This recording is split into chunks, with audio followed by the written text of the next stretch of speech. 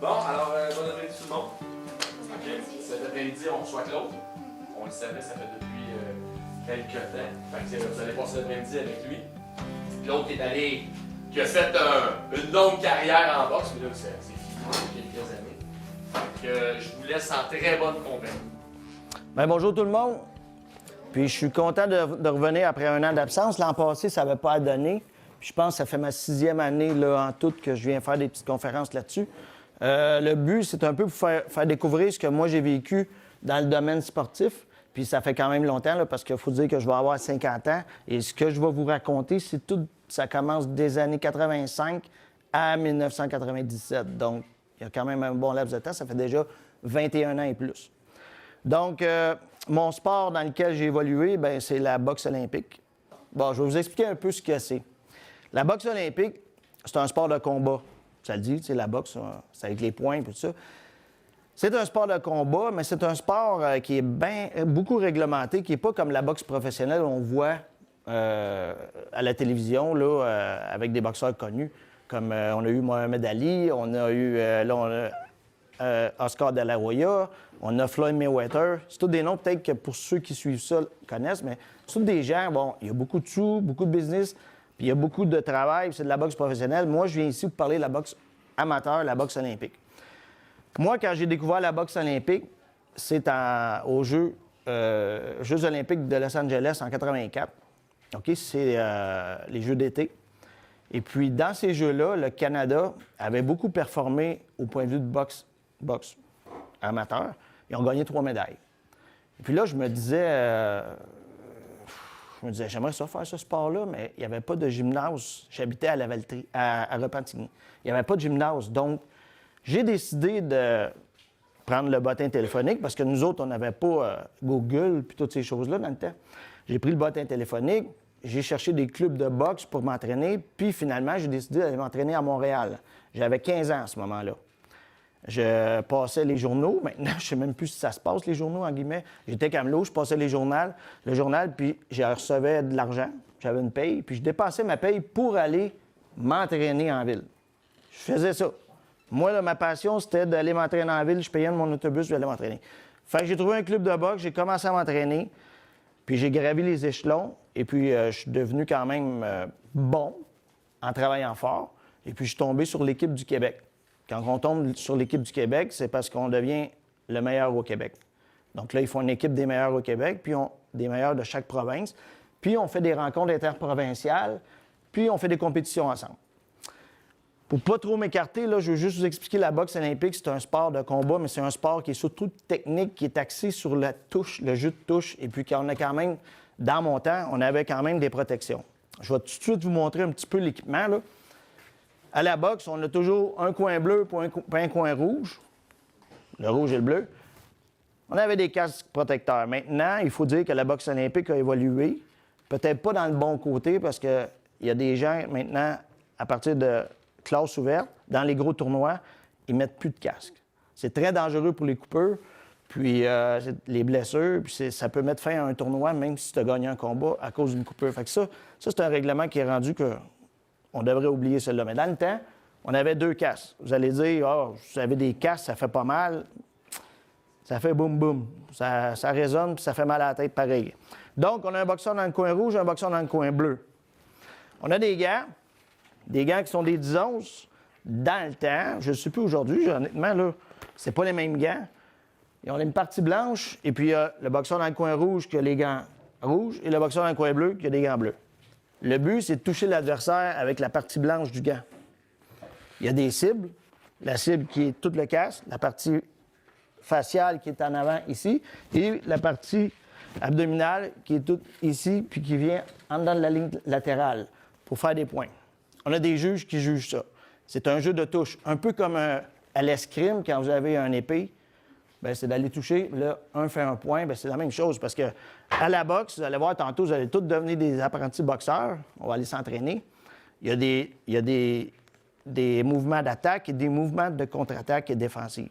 On va apprendre ça un petit peu. Ensuite de ça, la durée des combats, ça a été par plusieurs étapes. Quand on est junior, on fait des combats de 2 minutes 2 minutes par ronde, 3 rondes. Quand on est senior ou qu'on est classe ouverte, c'est-à-dire 15 combats et plus, on fait des 3 minutes. 3 minutes par ronde. Moi, j'ai boxé sur plusieurs niveaux, comme j'ai fait 4 rondes de 2 minutes, 5 rondes de 2 minutes, j'ai fait 3 rondes de 3 minutes. En fait, le plus difficile est 3 rondes de 3 minutes. Parce qu'on fait 9 minutes de combat, 2 minutes de break. Quand on fait 5 fois 2 minutes, on a 10 minutes de combat, 4 minutes de break. Donc, ça avantage un petit peu les gens qui ont une bonne récupération, mais qui n'ont pas un bon cardio. Fait que, un dans l'autre, le 3 rondes de 3 minutes, c'est le plus difficile. Pour faire une histoire courte, à un moment donné, quand tu tombes champion du Québec, bien là, tu t'en vas aux championnats nationaux. Tu es choisi pour aller aux championnats nationaux. Tous les champions de chaque province vont aux championnats nationaux, qui est le championnat du Canada. Et puis, mon premier championnat canadien, c'était les Jeux du Canada en 87. Ça, c'est une compétition multisport où plusieurs disciplines, comme le hockey, on avait des patins artistiques, tout ça, un peu des mini-Jeux olympiques du Canada. Et puis, nous, la boxe, on avait une équipe de boxeurs, puis on est allé s'entraîner, puis on est allé participer là au tournoi. J'ai gagné médaille de bronze. J'avais 18 ans et j'étais pour tomber senior, c'est-à-dire, comme au hockey, tu as junior, senior. Eh bien, moi, bien, senior, c'est les adultes. J'étais pas assez vieux, dans le fond, à 18 ans pour être un... J'étais tout petit, puis j'étais pas assez fort physiquement. Donc, arrive en 1988, à 19 ans, les Jeux olympiques de Séoul, j'ai pas pu me qualifier. J'étais pas assez fort pour faire l'équipe. Donc, j'ai abandonné la boxe. J'ai abandonné la boxe pendant 4 ans. Après 4 ans, il est arrivé plusieurs choses dans ma vie. Puis là, j'ai recommencé en 92 pour voir si je pourrais aimer ça, puis tout ça. Puis, hop, j'ai commencé, je suis allé, puis je performais. Et puis, je m'entraînais sérieux. Puis là, j'étais un adulte accompli, tu sais, un adulte, j'avais 22 ans.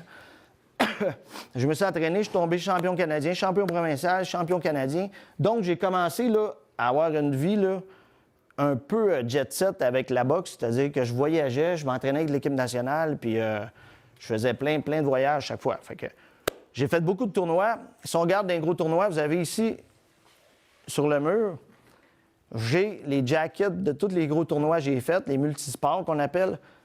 À gauche ici, où c'est celui qui a jauni, parce qu'il était blanc, il était blanc originalement, là, c'est les Jeux du Commonwealth en 1994. J'ai participé à ces Jeux-là. Ensuite de ça, l'année suivante, j'ai participé aux Jeux panaméricains en 1995 en Argentine. C'était mon meilleur tournoi à vie. J'ai gagné une médaille de bronze dans ce tournoi-là. J'ai perdu en demi-finale contre un champion mondial. C'était un Cubain, c'était un gars qui représentait Cuba. C'était difficile, mais j'ai fait une belle performance. Ensuite de ça, vous avez celui que les gens vont dire le plus prestigieux, c'est celui des Jeux olympiques d'Atlanta en 1996, où je me suis qualifié de justesse, mais je me suis qualifié quand même, donc pour moi, c'est un gros accomplissement. Et puis, vous avez le dernier tournoi que j'ai fait dans ma carrière, qui est celui au bout, c'est à Madagascar, en Afrique, et puis c'est les Jeux de la francophonie. J'ai une petite question pour vous. Savez-vous où c'est, Madagascar, sur la carte du monde? À peu près. Y en a-tu qui sait ça? Oui? En Afrique centrale, à peu près? Non, c'est une île. Ah, OK. Mais savez-vous quel animal existe juste sur cette île-là, puis qu'il n'y en a en nulle part au monde, il n'y en a pas en tout? Je vais vous dire ça parce que moi, je ne connaissais même pas ça avant d'aller là. Les lémuriens. Ouais. C'est un endroit où c'est le seul endroit dans le monde où il y a des lémures. Ils appellent ça des lémures, des lémuriens. C'est comme un genre d'écureuil singe là, mélangé. Là. Puis il y a juste sur cette île-là qu'il y a ça. C'est la particularité de Madagascar. Fait que, pour faire une histoire courte, après ça, en 97, ben là, Claude il avait décidé de fonder une famille puis se marier. Fait que j'ai abandonné la boxe, mon titre de champion canadien, que vous voyez ici, en 1997. Je ne l'ai pas défendu en 98, puis j'ai décidé de prendre ma retraite. Là, ce que j'aimerais vous montrer, dans la vidéo, il y a une vidéo que je vais vous montrer, c'est ma qualification olympique. Parce que les Jeux olympiques, là, il y a différentes façons de se classer pour les Jeux olympiques. Puis la mienne, je pense, c'est une des plus spéciales que les gens ont connues. Fait que si madame, elle peut mettre la vidéo, vous allez pouvoir voir de quoi. Y en a-tu qui connaissent Jean-Luc Brassard? Le skieur acrobatique? Bon, ben lui, il m'avait passé en entrevue. Vous allez tout voir ce qu'il y en est là-dedans.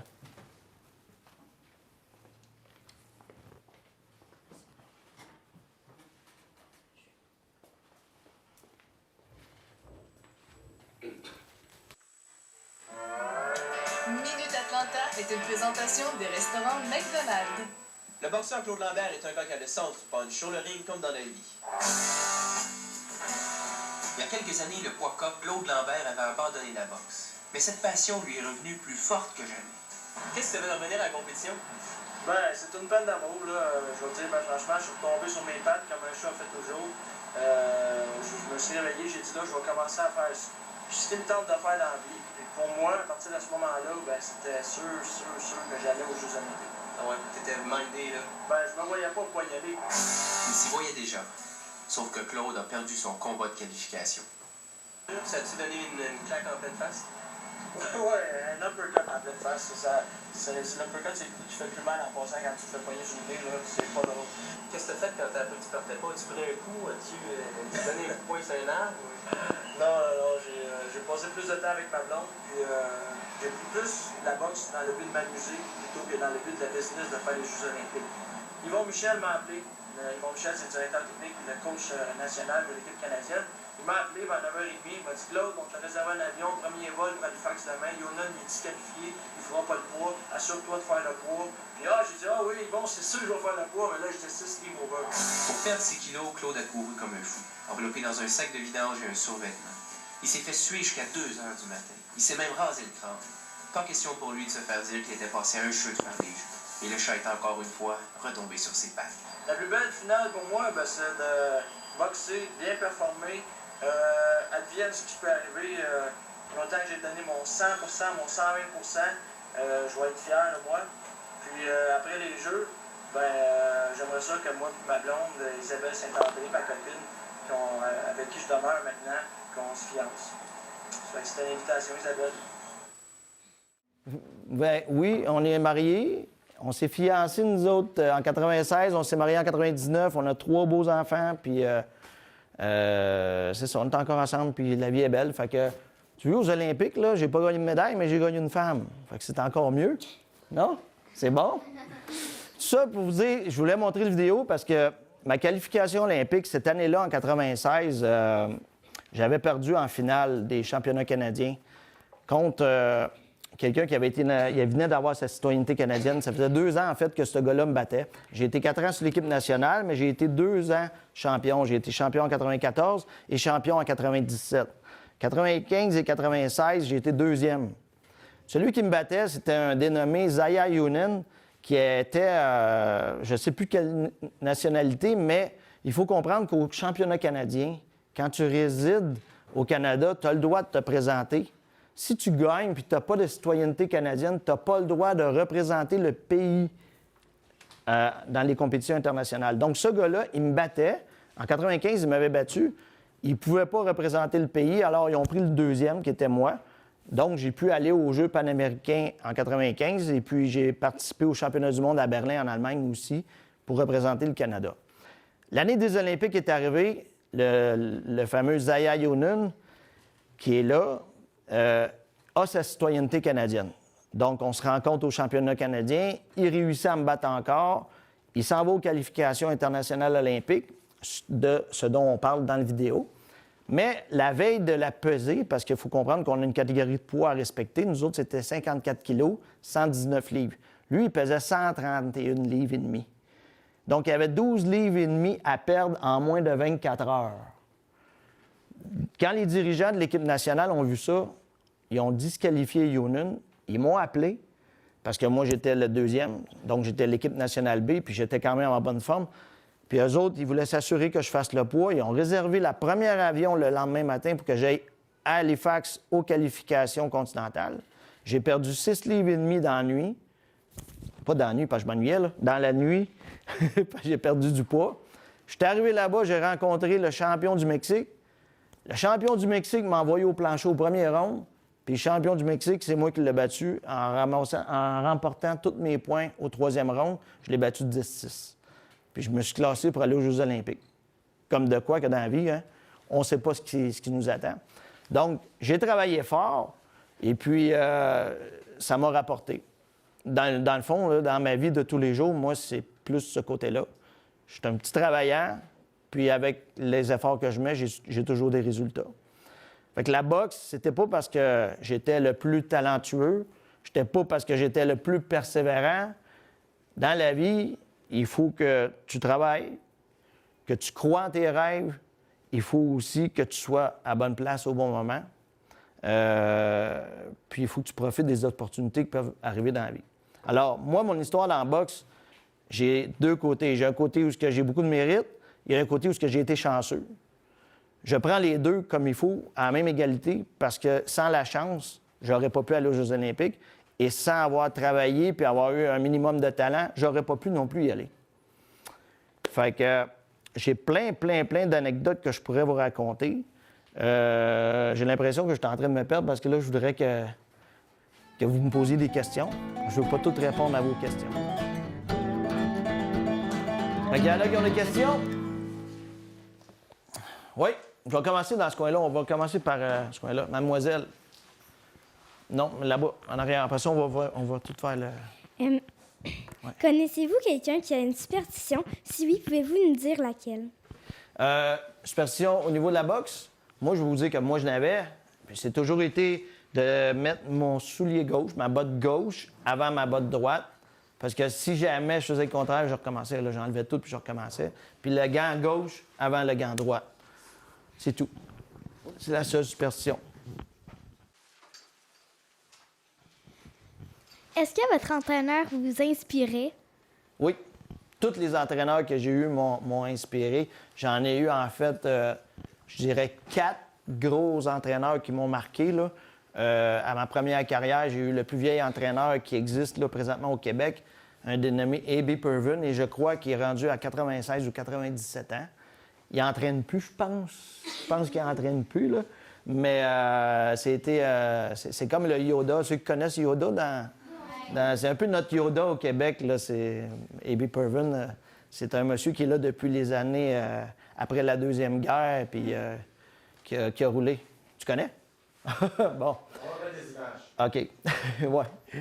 Puis lui, après ça, j'en ai un que, bon, il est beaucoup critiqué des fois, là, mais c'est, je vous dirais que Yvon Michel, qui est maintenant un promoteur au niveau boxe professionnel, qui a été longtemps le dirigeant de l'équipe nationale puis du sport amateur canadien en boxe, bien, c'était celui qui m'a inspiré le plus puis qui m'a aidé le plus aussi.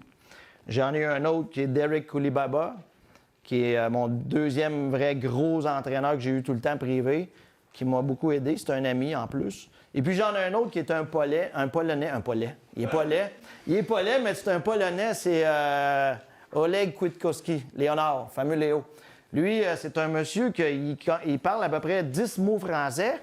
Il mélange tout, puis il réussit à faire une phrase avec, puis on comprend tout pareil, puis c'est toujours répétitif, mais il nous a appris des techniques de boxe de l'Europe, vu qu'il venait de la Pologne. Fait qu'il nous a appris différentes techniques, puis je me suis beaucoup amélioré avec ce monsieur-là. Fait que je dirais qu'en gros, oui, c'est pas mal les 4 entraîneurs qui m'ont marqué beaucoup. À quoi pensiez-vous avant un combat? C'est un petit peu mon point faible, ça. J'avoue, j'avais beaucoup de la difficulté à me concentrer, tout dépendant le niveau de compétition que j'affrontais. Quand j'allais dans des niveaux provinciaux, la confiance était là beaucoup. Puis, j'avais pas beaucoup de choses à penser pour me motiver. Quand j'allais au niveau international, bien, tout dépendant le pays contre lequel on boxait, il y avait des problèmes de concentration puis de motivation. Je peux dire que tu essaies de penser que tu vas gagner, c'est sûr, tout le temps. Tu essaies de mémoriser ce que tu as appris à l'entraînement. Si tu connais le boxeur contre qui tu boxes, tu essaies de mémoriser, pas de mémoriser, mais de visualiser ce que tu dois faire contre lui. Mais en grosse partie, c'était mon gros problème, ça, de me motiver pour un combat puis me concentrer. C'était ça. Faites-vous d'autres sports? fais de la course à pied. C'est moins dur pour les commotions cérébrales. Ouais. On mange moins de coups à la tête. Je fais beaucoup de courses à pied. J'ai recommencé à faire beaucoup de courses à pied depuis 2012. Et puis, j'aime ça. Je cours 1-2 demi-marathons par année. Puis, je cours à peu près, on va dire, presque 1000 km par année. Là. Fait que c'est ça. Puis là, j'ai recommencé à faire de l'entraînement de boxe ici dans un gymnase. Ça s'appelle le Spartan, à Joliette. À Notre-Dame-de-Lourdes. Excuse, Notre-Dame-de-Lourdes. Fait que, ouais. Mais j'ai jamais joué au hockey. Je sais pas patiner. C'est pour ça. Oui. Lequel de tes sacrifices a été le plus difficile? Le plus difficile, je dirais, c'est quand il faut qu'on perde du poids. Je vais venir à la question de Martin, là. Quand je suis allé aux Jeux olympiques, il a fallu que je perde 6 livres pour 6 livres et demi d'ennui pour réussir à faire le poids. Puis ça, je les ai perdus d'une façon spéciale. Vous m'avez vu avec un sac de poubelle? Oui. Ouais. Ça, c'était pas parce que c'était l'Halloween, là. C'était parce que fallait que je maigrisse. Nous autres, on avait une technique, on mettait un produit qui était comme une vaseline. C'est un produit démaquillant qui ouvrait nos pores de peau parce que le maquillage, il reste dans les pores. Donc, les madames utilisent ça pour aller nettoyer le fond des pores, le fond de la peau. Puis nous autres, du moment qu'on réchauffait nos muscles puis qu'on activait notre cardio, ça nous faisait transpirer 2 fois plus. Donc, on perdait 2 fois plus d'eau pendant une séance d'entraînement. Donc, ça, c'est les... Puis ça, en plus, il faut faire une diète, il faut quand même se nourrir. Tu sais, c'est pas le temps de manger de la poutine puis de la belle province puis du McDonald's puis tout ça, là. On avait une diète à suivre. Moi, je prenais à peu près, dans le temps, 3 semaines, 1 mois pour régulariser mon poids parce que je compétitionnais à 54 kilos, ce qui est 119 livres. Maintenant, tel que vous me voyez, j'étais à 150 livres, là, fait que j'étais quand même plus petit que ça, là. Puis, je prenais 3 semaines à descendre. J'étais aux alentours de 130 livres dans le temps. Fait que je faisais ça. Mais il y a beaucoup de gens maintenant qui réussissent à perdre 10 livres en 2 jours, ce qui n'est pas vraiment bon pour l'organisme parce qu'il y a beaucoup de déshydratation, il y a beaucoup de malnutrition, puis c'est pas bon pour le corps, ça donne un gros stress au métabolisme à l'intérieur. Fait que non, c'est une crème démaquillante, fait que automatiquement, là, c'est comme doux, ça peut pas irriter, sauf que quand tu te mets à faire de la corde ou à t'entraîner, tu transpires en double, là. Puis là, ce qui est important, par exemple, c'est de mettre... nous autres, on mettait plusieurs couches de chandail parce que ça l'épongeait la sueur. Fait que ça l'imbibe la sueur. Puis souvent, on mettait le sac à vidange en plus parce que le sac à vidange, il vient couper l'oxygène. Fait que tu transpires encore plus. Fait que c'est tous des trucs... En fait, c'est pas vraiment bon pour la santé, en guillemets, je pense, à faire à la longue, sur une longue durée. Sauf que c'était les plus gros sacrifices à faire, ça, je trouve. Vraiment. Parce que l'entraînement, j'aimais ça. C'était des sacrifices, mais le fait de devoir descendre son poids quand tu n'es pas déjà gros, c'est très difficile. Mentalement, c'est dur, puis c'est dur aussi physiquement. Quel entraîneur est le moins important? Quel entraînement ou quel entraîneur? Ils sont tous importants. Je pense qu'ils sont tous importants. Je vais le dire, on ne peut pas calculer ça comme un entraîneur, mais au niveau où on était sur l'équipe nationale, on avait aussi un psychologue sportif qui était là. C'était pas un entraîneur, mais c'était quelqu'un de très important.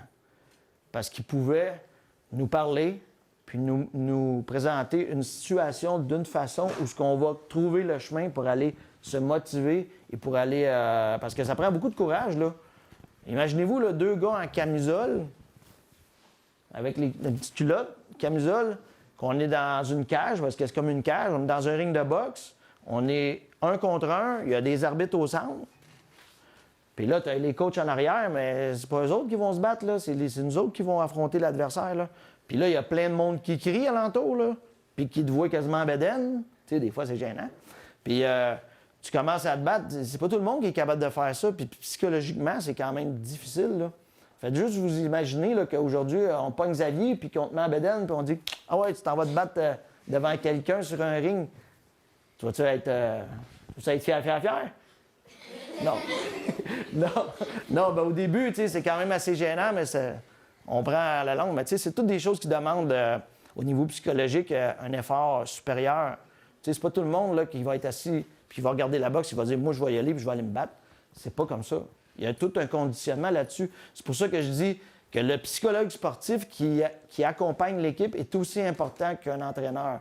Puis les entraîneurs, à mon sens, ils ont tout un rôle à jouer dans n'importe quel sport que vous faites, que ce soit le baseball, l'assistant entraîneur, l'entraîneur adjoint, puis l'entraîneur, ils ont tout un rôle à jouer. Pour moi, ils sont tous importants. Ils sont tous importants. Oui? Ben, n'importe qui, moi, je vais y aller. Je te fais promener. Oui. Est-ce que vous étiez bon à l'école? Oui.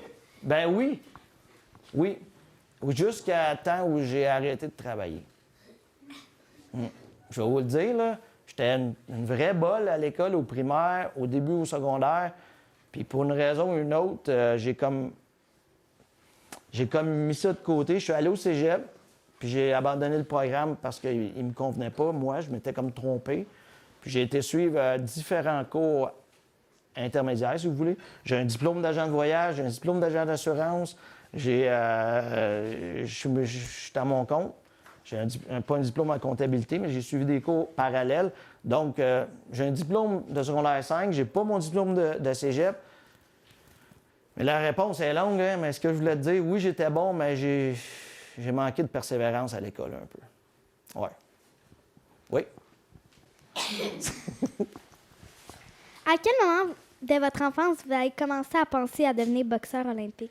Bien, c'est quand j'ai vu les Jeux olympiques en 84 à Los Angeles. À ce moment-là, j'avais 15 ans. J'avais 15 ans, puis c'est là que j'ai commencé. Il faut que je vous dise une chose aussi, là. J'ai toujours été petit, là, ça vous surprend pas. Bon. J'ai toujours été dans les plus petits à l'école. Puis les plus petits, généralement, on est les plus tannants aussi, là. Puis aussi, par exemple, j'étais bon dans les sports. Et puis, j'aimais ça me battre à l'école. Mais j'étais un peu le Robin des Bois de ceux qui se faisaient niaiser. Tu sais, à l'école, là, les plus faibles, là, moi, je défendais les plus faibles, les plus petits, puis je sautais ses grands, puis ah ouais, puis bing, bing, bing. Puis je réussissais bien. Tu sais, ça allait bien. Fait que j'étais un petit qui se faisait pas harceler à l'école, puis qui était beaucoup respecté. Puis quand j'ai vu ça, les Jeux olympiques, j'ai dit, ben tant qu'à me battre à l'école puis que ça marche, j'ai dit, pourquoi je n'irais pas y aller avec des casques, tu sais? Puis je vais te bien passer à la télé, je vais te aller aux Olympiques un jour, je sais pas. Puis j'ai commencé comme ça. Honnêtement, là, c'était parce que j'étais quand même assez fort au bout du point que j'ai décidé de faire ça. Puis j'aimais mieux les sports 1 contre 1. Hockey, j'étais pas bon, j'étais pas assez bon comme patineur. Donc, je pouvais ne pas compter un but, puis on gagne. Ou je pouvais compter 2 buts, puis on perd. Fait que là, je comprenais pas, moi, le sport d'équipe, comment ça fonctionnait. Fait que moi, j'aimais mieux être tout seul, faire des sports 1 contre 1 individuels. Et puis là, j'ai joué beaucoup au badminton, j'ai joué beaucoup les sports 1 contre 1. Puis là, quand j'ai découvert la boxe, bien là, c'était le summum, là. Tout ce que ça pouvait me procurer, j'étais bon pour me battre dans le cours, puis j'étais tout seul devant tout le monde. Puis si je gagne, bien, c'est moi. Si je perds, c'est moi aussi.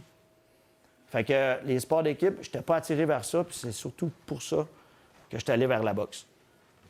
Quel était votre emploi du temps? Bien, à ce moment-là, à 15-16 ans, j'allais à l'école comme tout le monde. Puis l'emploi du temps, bien, c'était l'entraînement. Puis c'était pour aller m'entraîner, il fallait que j'aie du travail. Donc, je passais les journaux. Puis l'été, bien, je faisais des jobs qui n'existent plus, je pense, là. J'allais ramasser des fraises, puis je me ramassais de l'argent, puis je ramassais des cocons. Je faisais ça. C'est drôle, hein, mais je pense qu'il n'y a pas personne qui fait ça à cette heure. C'est fini. Oui. Ah, Martin, je m'arrange pour que ça fasse ça comme ça. Oui. Quel adversaire a été le plus dur à combattre dans ta carrière? J'en ai eu plusieurs. Au niveau international, je vous dirais qu'aux Olympiques, c'était celui qui m'a mystifié le plus. Aux Jeux olympiques, j'ai rencontré le champion du monde, celui qui était classé numéro 1 au monde. C'était un Thaïlandais. Ça faisait ses 3e Jeux olympiques qu'il allait.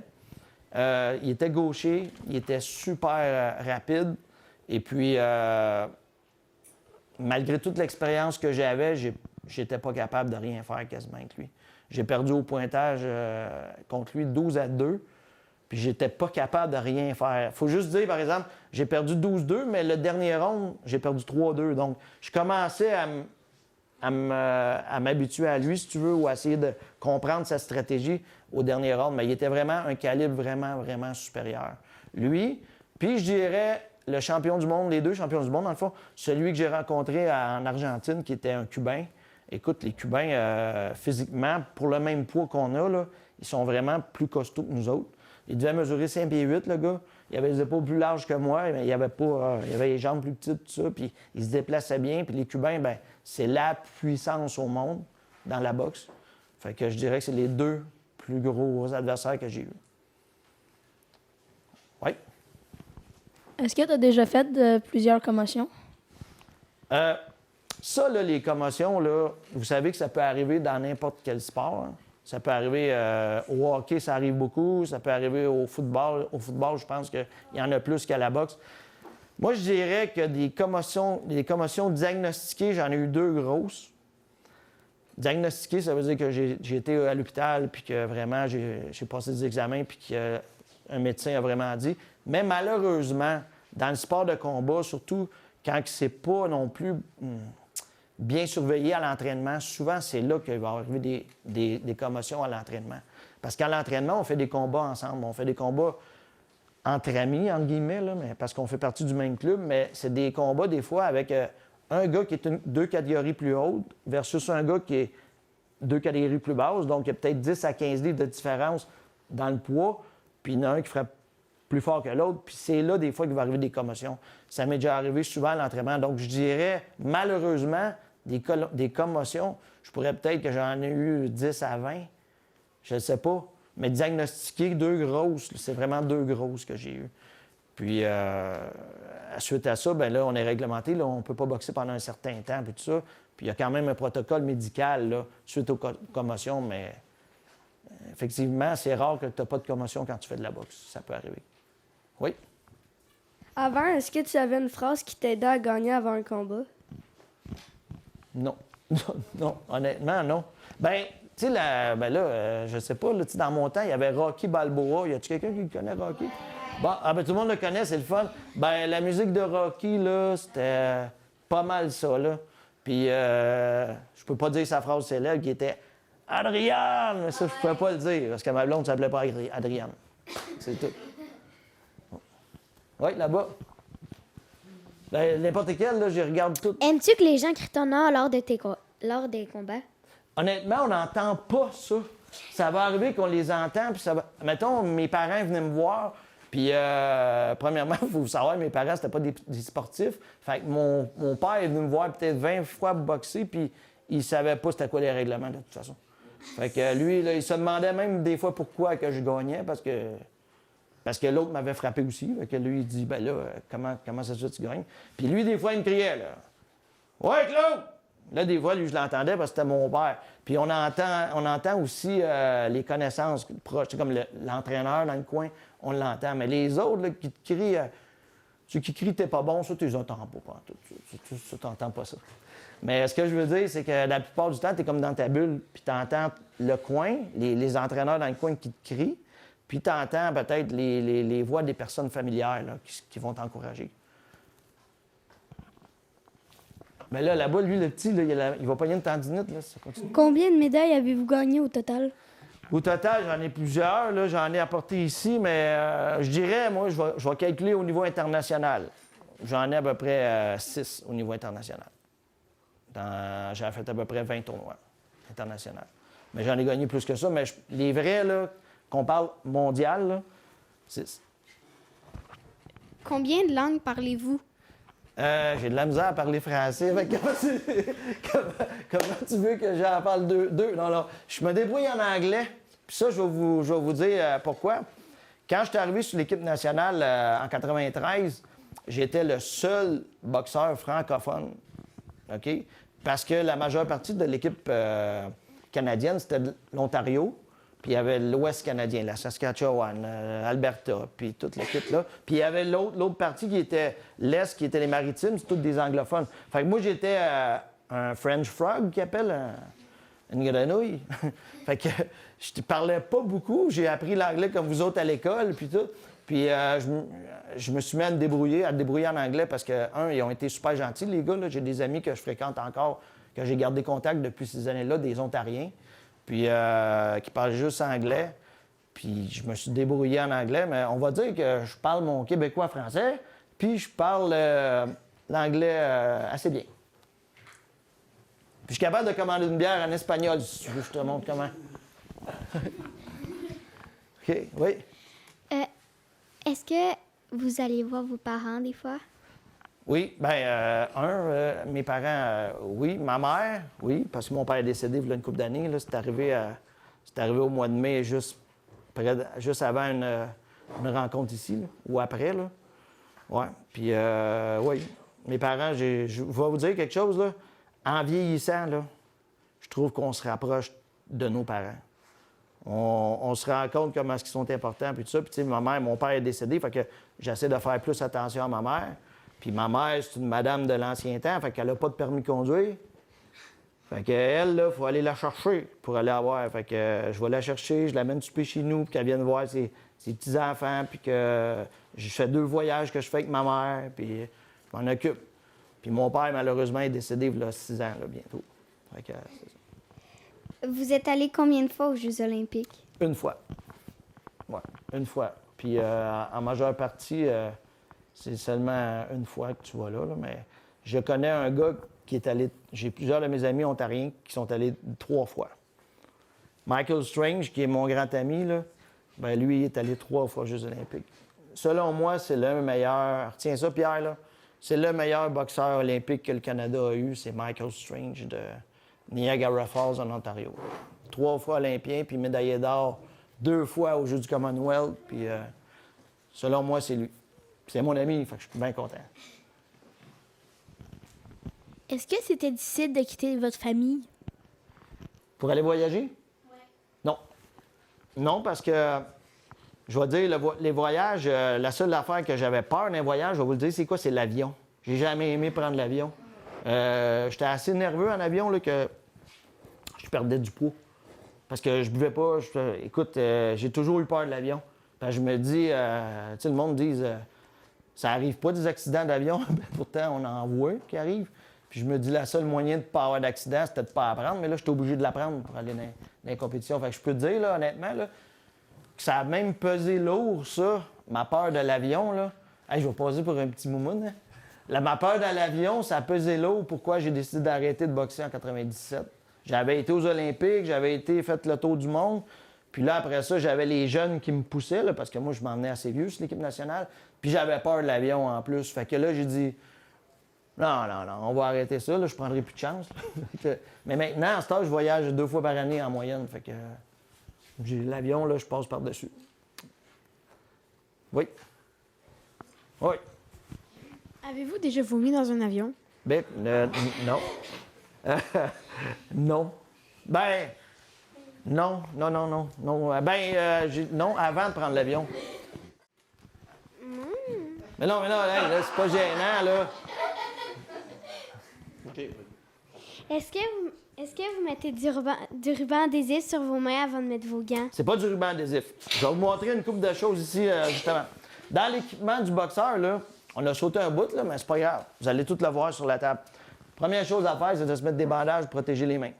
Bon, ça, c'est main gauche, main droite, ou vice-versa. Il y a une façon de le faire, je vais vous le montrer tantôt. Du ruban adhésif, c'est au niveau professionnel qu'ils mettent ça. Amateur, c'est juste des rubans de coton. Il y a différentes façons de faire ton bandage. On peut croiser entre les doigts comme on peut ne pas le faire. On peut mettre plus sur les jointures et moins au poignet, et plus au poignet, moins sur les jointures. Ça, c'est selon. C'est selon le goût du boxeur. Mais oui, on est obligé de se protéger les mains à la boxe parce que les coups, ça fait mal. Puis le bandage, c'est pas juste les jointures, c'est le poignet aussi. Fait que je vais vous montrer tantôt quand on va aller de l'autre côté dans le gymnase, là, ce qu'on peut faire. Fait que ça, c'est une des premiers équipements, les bandages. On va y aller avec autre chose. Qu'est-ce qui est important? Si on veut garder les dents, un protecteur buccal, un mouthpiece, pour protéger les dents. Ça, tous les boxeurs ont ça. Les boxeurs et non les boxeuses ont ça. Les boxeurs. Ça, c'est un masque oxygène. Non? Non? Ah non, je me suis trompé, Caroline. Non, mais ça, c'est pour les boxeurs et non pas les boxeuses. OK? Fait que c'est une coquille, une protège à venir. On a les gants de boxe qu'on a parlé tantôt. Ça, c'est les gants de compétition pour le coin rouge. Le coin bleu, c'est la même chose, mais bleu. On a le casque, ici. On a le soulier qui est spécial, le soulier de boxe. Soulier de boxe, pensez-vous qu'on est capable d'aller courir 10 km avec ça? Ah, ouais, c'est même trop mince. La semelle est très mince, est très dure, donc très compacte. Quand on s'entraîne, là, comme là, celui-là là, est pas mal usé. Mais quand on s'entraîne, nous, quand on boxe sur un tapis qui est avec du rembourrage. Tu sais, il y a comme un foam par-dessus. Donc, un tapis qui est spongieux. Parce qu'un ring de boxe, il ne faut pas penser que c'est une planche de bois puis que c'est dur comme ça. Un ring de boxe, c'est quand même... il y a comme un foam, je pense que c'est un demi-pouce de foam par-dessus. Puis il y a une toile. Fait que quand on tombe ou quand on se déplace, on rebondit un petit peu. Un ring de lutte n'est pas la même chose. Un ring de lutte, comme vous voyez, la WWE, là. Bon, ça, là, ce ring-là, là, le coussin est 2 fois plus épais. Et le ring est fait qu'au centre, il y a comme un amortisseur, un spring. Ah, vous savez tout ça? Bon, c'est pas la même affaire. C'est pas la même affaire. Puis, à la boxe, il y a 4 câbles. Il n'y a pas 3 câbles. Il y a 4 câbles. Oui? Quand il se ramasse, que ça fait pas mal? Bien, ça doit être pour ça un peu. Ça doit être pour ça un peu. Je ne sais pas, je n'ai jamais fait de la lutte, mais je pense que ça doit être pour ça, oui. Un autre équipement que j'ai bien hâte de vous voir tantôt, là, c'est ma meilleure amie, ça. La corde à danser. Ça, on s'en sert pour faire plein de choses. On peut faire des abdominaux avec ça, on peut faire des routines, on peut renforcer les jambes, le cardio, puis les réflexes, le jeu de pied, on peut tout faire avec ça. Ça, c'est pas mal un outil principal pour un boxeur. Parce que je suis trop petit. Il a fallu que je la raccourcis avec des nœuds. C'est juste pour ça. Parce que c'est une corde, tu sais, ils n'ont pas pensé aux petits.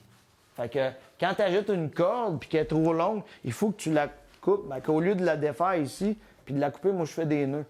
C'est juste pour ça. Si j'étais grand comme Martin, ben la corde, ben, il n'y aurait peut-être pas de nœud. Moi, j'ai une question pour toi. Ouais. Si un enfant va te voir qui dit « Moi, mon rêve, c'est d'aller aux Jeux olympiques, veux-tu m'entraîner? » Le ferais-tu? On commencerait par voir s'il aimerait ça. Je ferais tout pour le diriger dans le sens... Il faut commencer à quelque part, anyway, là. Mais oui, bien là, il faut que ça soit dans un monde idéal. Là. Parce qu'actuellement, je fais de l'entraînement. J'entraîne juste 2 fois par semaine, c'est pas assez. Mais je le référerais sûrement à quelqu'un qui est plus... qui est vraiment, c'est sa vie. Là. Moi, je suis pas... je fais pas ça. Mais je l'inviterais à poursuivre son rêve, par exemple. Si tu veux aller aux Olympiques, que ce soit en natation, au baseball, n'importe quoi, ben si tu y crois, force, puis vas-y, puis travaille pour. Ça, là, c'est le minimum. Si tu as un rêve puis tu veux pas travailler pour, tu l'auras pas. C'est clair. Non. C'est ça. Next.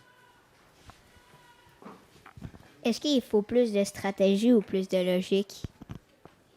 C'est pas mal égal ce que tu me dis, je pense. Je te dirais la technique, la stratégie, oui, mais en boxe olympique, ça va tellement vite que c'est pas comme en boxe professionnelle. Là. On n'a pas beaucoup de temps à se faire un plan de match, puis c'est un sport plutôt action-réaction. Ce que l'autre va m'amener, je vais répondre avec quelque chose, puis ce que moi, je vais y amener, lui, va me répondre avec quelque chose. C'est un peu comme un jeu d'échecs. Quand tu déplaces ton pion, l'autre va déplacer un autre pion en conséquence de ce que tu vas faire après. La boxe olympique, c'est plus comme ça, mais c'est vraiment accéléré. C'est comme une danse. On s'en va un en face de l'autre, puis on se lance des coups, mais on a des techniques, puis il y a différentes sortes de coups dans notre arsenal. C'est comme un menuisier qui a plein d'outils, c'est la même affaire. Mais on les utilise d'une certaine façon, puis ensuite de ça, on répond selon ce qu'on nous présente. Mais je dirais que la stratégie au niveau amateur, c'est moins que professionnel, mais je dirais que c'est plus le niveau technique et la condition physique qui prime au niveau amateur. Est-ce qu'il y a des blessures que vous avez encore des marques? Non. Ben oui, j'ai eu une fracture à jointure, mais j'ai pas eu de coupure dans le visage. J'ai le nez qui s'en va par là, je sais pas si vous remarquez. Ah oui, vous remarquez ça. Ah ben, Ben ça, là, je vais vous dire, c'est même pas la boxe, ça. J'étais en 6e année, puis j'étais gardien de but au ballon-ballet. OK? Non, mais écoutez bien ça, là, la shot. Je suis là, puis là, j'ai pas de lunettes dans ce temps-là, là. Fait que là, je suis goal, mais je suis dans la lune. Puis là, j'entends quelqu'un dire « Claude! » Puis là, je me relève, je regarde, je vois arriver le ballon. Mais tu sais, le ballon, là, ça arrive, tu sais, un gars, il a fait... C'est un snap. Puis après ça, je me suis réveillé dans la bibliothèque, j'ai perdu connaissance. Puis le nez est comme ça. Fait que c'est même pas la boxe qui m'a fait ça.